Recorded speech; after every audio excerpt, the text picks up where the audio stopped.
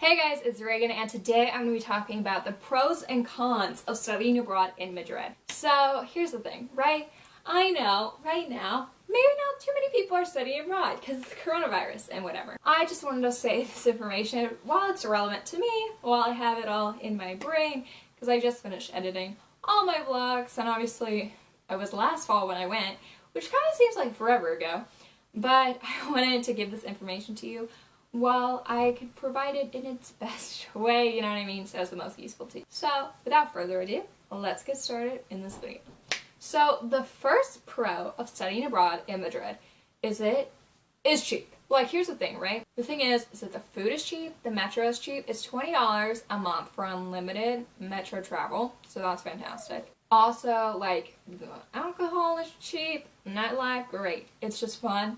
And yeah, I think there's just so many things, like if you want to go to the grocery store and pick up some snacks for stuff, whatever side trips you have, and also like your snacks so that if you spend a night in the airport, you got some food. I did that before. So it's just great all around. You can find everything you need for a relatively cheap price. Do not go to like department stores like Corto Inglés for stuff. If you need, especially if you need clothes or something cheap like that, I recommend Primark, Zara, and Mango. I will say that Primark is the cheapest. It's not Spanish. Zara is, and I think Mango is too. But Primark will give you some good deals, especially if you need cheap shoes. The first con of Madrid, though, is it's not super famous. Now, what I mean by that is Madrid, of course, people know what Madrid is. But the thing is that it's not like super big with pop culture. You're not going to be like, oh, in Madrid, and you're going to be like, oh, I recognize this from XYZ film, XYZ show. You know, like there's some stuff like that, but not really too much. So while that can be a con, it also is nice because like there's not ton of tourists. It's not overran with tourists. So like yeah, like it's not like it doesn't have as much notoriety as like London or Paris, you know, but it's still fantastic. So there, take that what you will. The second pro of Madrid is it has the best metro system. So the metro system connects you to everywhere. Like, if you have that unlimited metro card pass, like I said, you can go to Toledo for free. You can go to a bunch of places and all over the city. There's always a metro station close by. It is handicap accessible, which is great not only for being accessible, but also when you have to carry up your huge luggage when you come in and out of Madrid at the beginning and end of your program. And also, it's clean. It is nice, it is clean. Like, it is probably the cleanest one. It doesn't look grimy. I really, really love it. Like, it's just fantastic. I think everyone in Madrid knows that the metro is just amazing. It's fantastic. I love it. And it also connects directly to the airport, which is super, super convenient and no trouble at all. The second con of Madrid is that it's not central in Europe. So here's the thing what I mean, is that I think like if you're in some cities in Europe, like if you're in Brussels, like it doesn't take too long for you to take a bus to Amsterdam. If you're in Geneva, you could take like a bus to Milan. You can go to like France, Lyon is like right there. So you're not necessarily like super close to be able to travel within European countries, you know what I'm saying?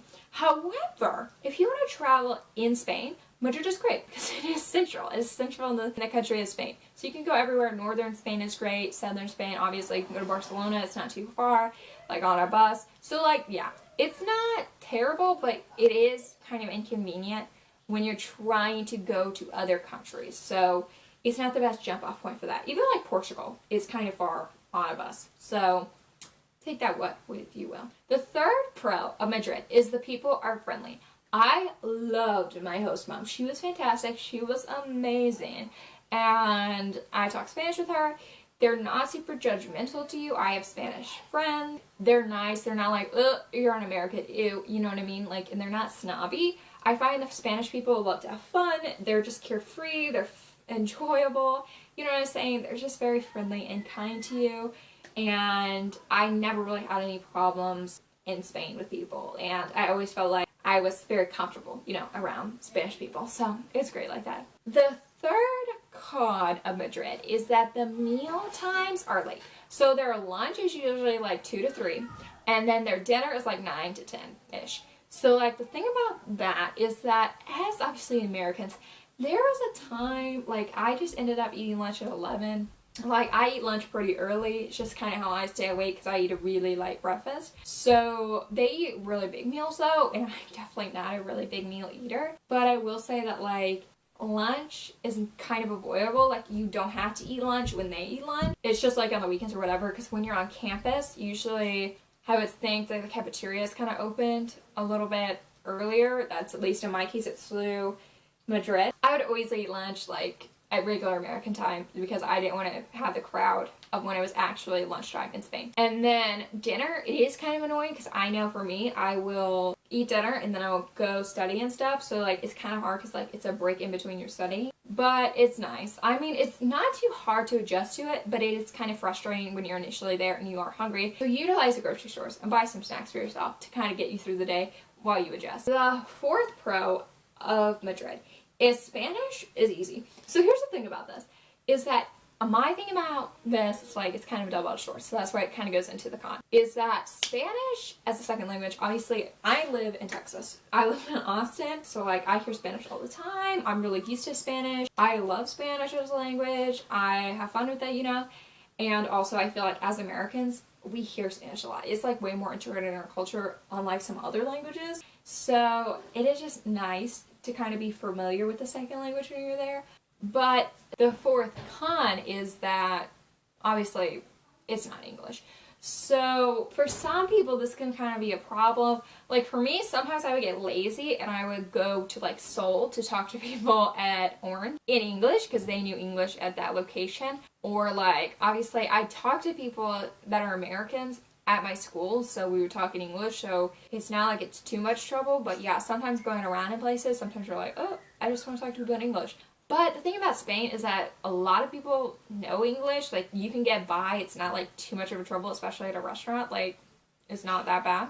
My thing is that like, it's obviously like not London where everyone speaks English. So maybe if you're like tired of it and you want to just have a break and speak English, just book a trip to the UK, okay? That's all I'm saying. Get your 48 hours in or 72 hours, whatever, and get it done, okay?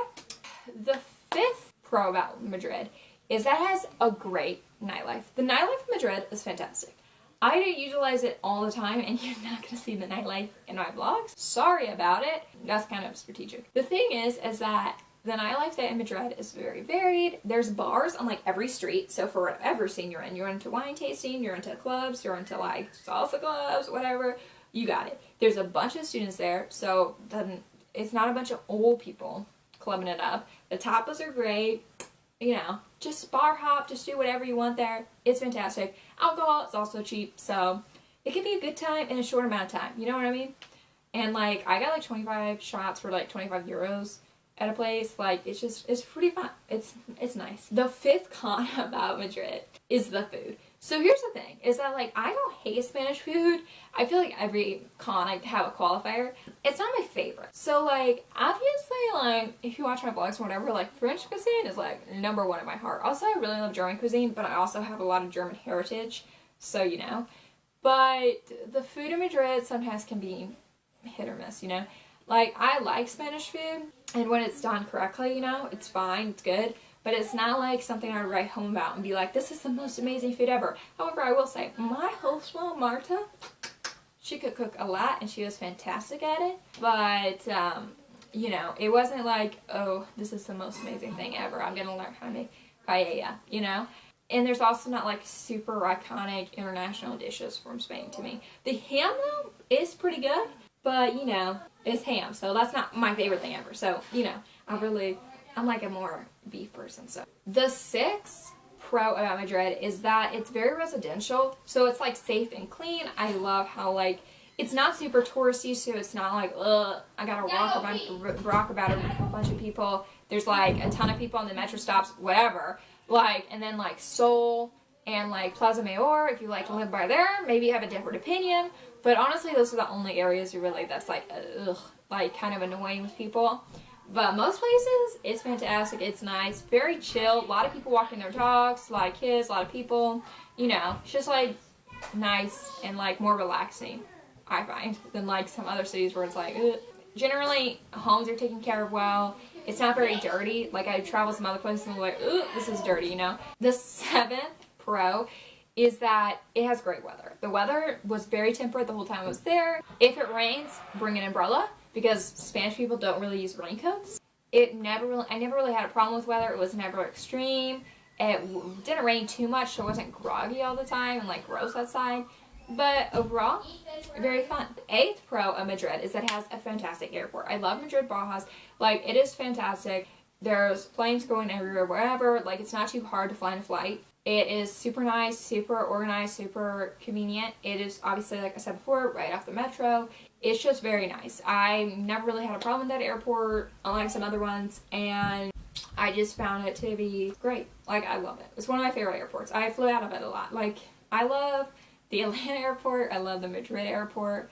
And I need to fly more in the DFW because I know a lot of people that love DFW, but I need to fly more in the DFW. But it's just, it's great. So I hope this video helped you kind of figure out the pros and cons of Madrid. I will say that I loved studying abroad in Madrid. Obviously, like you can tell by my tone and stuff in this video, I had a great time. I really wanted to study abroad in London, but the thing is that, like, obviously I'm an engineering student, so it was a little less convenient for me to kind of pick wherever I wanted. But the thing is that I got to have so much fun and experience so much because I saved so much money while studying abroad in Madrid because it's a lot cheaper than London. And also I got to experience another culture that's just like fantastic, and I don't ever really think I'll live in Spain again. But it was great. So like, there's obviously some cities that like you might think that you have a lot of fun at, but I'd honestly give some other ones a chance and look into them. So I hope this video kind of helped you if you're kind of deciding which study abroad city to stay in and like where you want your options to be. And yeah, so thanks guys so much for watching. Please subscribe if you haven't already. Like this video if you liked it. And yeah, have a good day. Goodbye guys.